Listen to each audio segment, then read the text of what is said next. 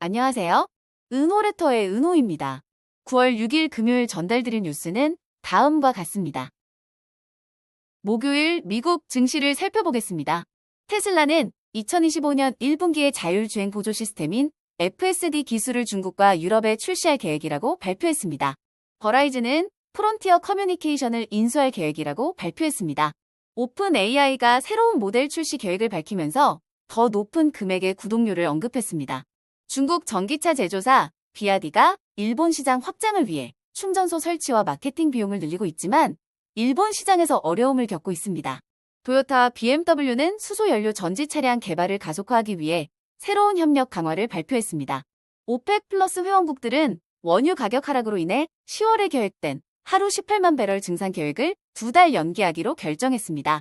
어플라이드 디지털의 주가는 목요일에 약 65% 급등하며 한 달 만에 최고치를 기록했습니다. 브로드컴이 실적을 발표했습니다.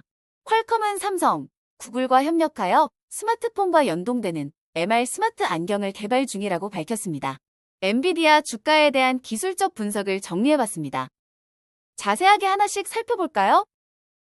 목요일 미국 주식시장은 투자자들의 경기 침체 우려 속에서 전반적으로 하락세를 보였으나 일부 대형 기술주의 상승으로 나스닥 지수는 상승했습니다.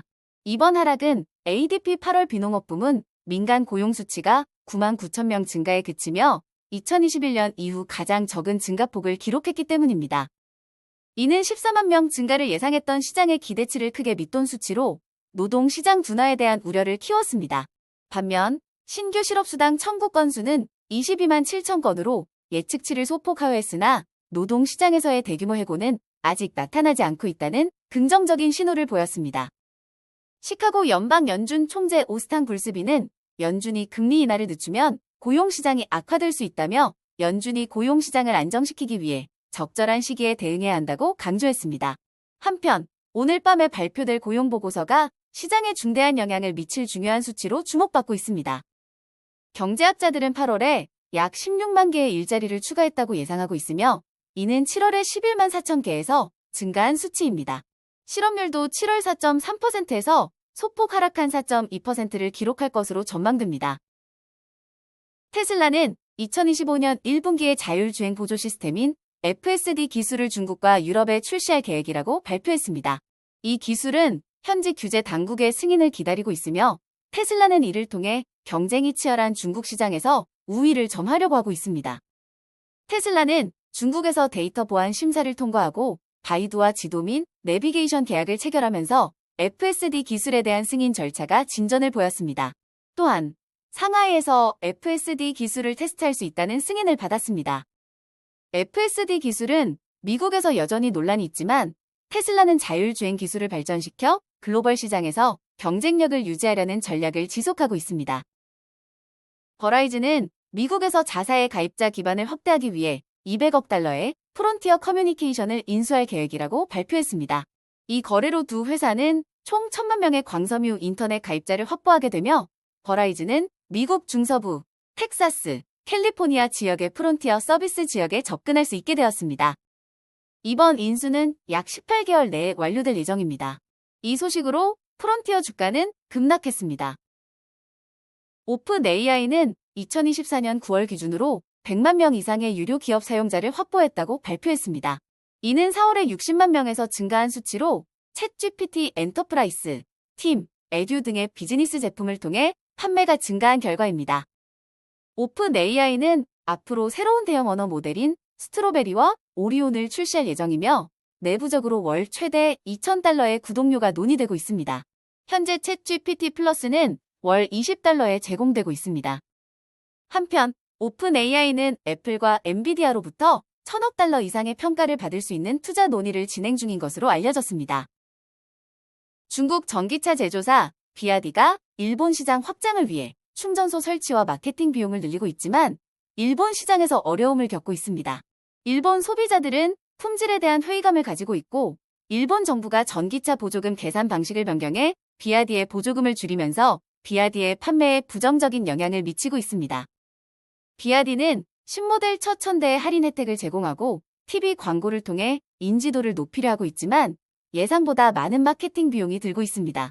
현재 일본에서 약 2,500대의 차량을 판매했으며 100개의 급속 충전소를 설치할 계획입니다. 그러나 일본 내에서 중국산 제품에 대한 불신과 보호무역주의 우려가 여전히 큰 장벽으로 작용하고 있습니다.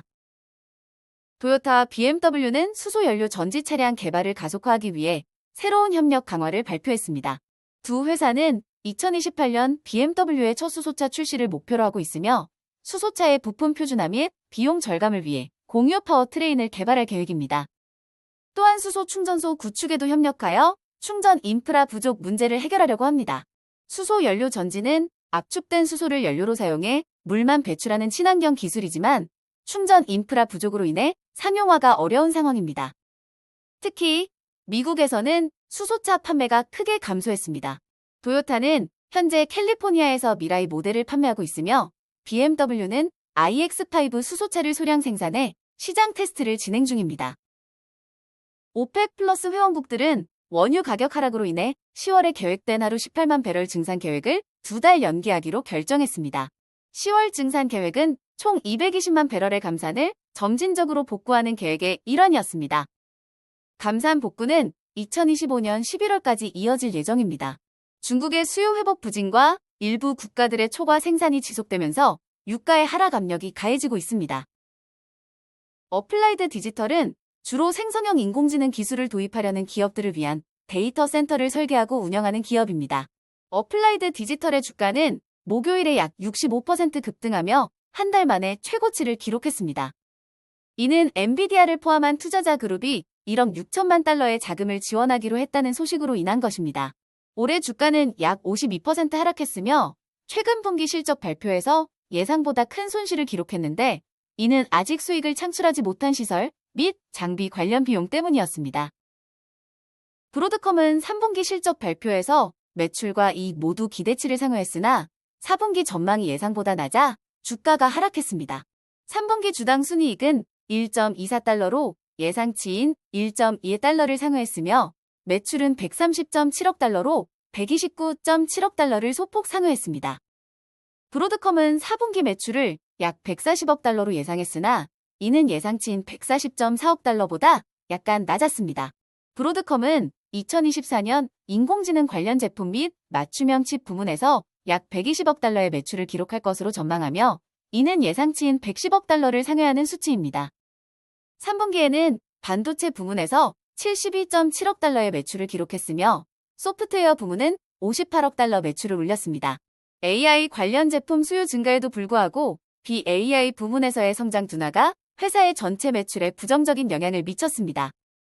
브로드컴은 데이터 센터, 스마트폰, 자동차, 인터넷 장비 등 다양한 분야의 부품을 공급하고 있으며 특히 애플과 긴밀한 협력을 유지하고 있습니다.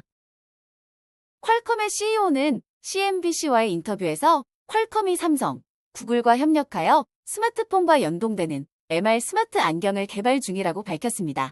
이 제품은 애플의 비전 프로와 다른 방식으로 사용자들이 스마트폰과 함께 사용할 수 있는 안경 형태입니다. 이 프로젝트는 지난해 구글, 삼성, 퀄컴이 협력하여 MR 기술을 개발하기로 한 것에서 시작되었습니다. 퀄컴은 이를 통해 AI 기술이 클라우드가 아닌 디바이스 자체에서 실행되도록 하여 새로운 경험을 제공하려고 합니다. MR 시장은 아직 스마트폰에 비해 작은 편이지만 퀄컴은 이를 주요 목표 분야로 설정하고 있으며 이번 파트너십을 통해 시장 확장을 기대하고 있습니다. 엔비디아 주가는 최근 몇 달간 큰 변동성을 겪고 있으며 특히 최근 하락세를 보이고 있습니다. 그러나 장기적인 관점에서 볼 때 여전히 상승 추세에 있으며 주요 지지선 아래로 떨어지지 않는 한 큰 우려는 없다는 분석이 있습니다. 기술적 분석에 따르면 엔비디아 주가는 8월 7일에 저점인 98.91달러와 200일 이동평균선인 88.84달러가 중요한 지지선으로 작용할 것으로 보입니다. 만약 주가가 지지선들 아래로 떨어지면 하락 추세가 본격적으로 시작될 수 있습니다. 또한 RSI가 30 아래로 떨어질 경우 과매도 상태로 전환되며 이는 추가 하락을 시사할 수 있습니다. 전문가들은 엔비디아의 장기적인 성장 가능성은 여전히 긍정적으로 보고 있으며 현재의 하락은 단기적인 변동성에 불과하다고 평가하고 있습니다. 오늘 전달해드릴 뉴스는 여기까지입니다. 들어주셔서 너무 감사드리고 은퇴하는 그날까지 파이팅입니다. 도움이 되셨다면 좋아요와 구독 부탁드립니다.